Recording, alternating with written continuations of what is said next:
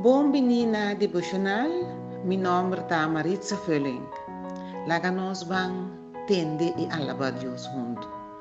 Mi ta checo e siguiente versículo na. Mateo 4, versículo 18, 19, 20. Jesús estava atacando via canto do lago de Galileia. Ele admira dois romanos pescadores. Esta Simão, também chamado Pedro e Andreas. Nang estava da tira reda do lago. Jesus avisa nang seguir-me e me tahasi boso pescador de gente. Nang não aperde pagana, mesora nang alaga nang reda para seguir. Mateus 4, versículo 18, 19 e 20. Aleluia, Tata Santo, danke. Muito bem, demo presença do nome de Cristo Jesus.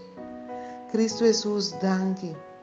Bota yama gente maneira que nanta, não importa que nanta hasi, bota yama nang pasigi abo. Oh Deus, danke para boa amada, pasigi bo. Ilaga nos laga lo que nos ta hasi para banda e seguibo para por usa nós para o propósito que botim para nós que da cumprir. Danke tata. Oh Deus, me te pedivo bendicionar e trabalho que nós ta hasi para o reino. Bendicionar-nos de verdade.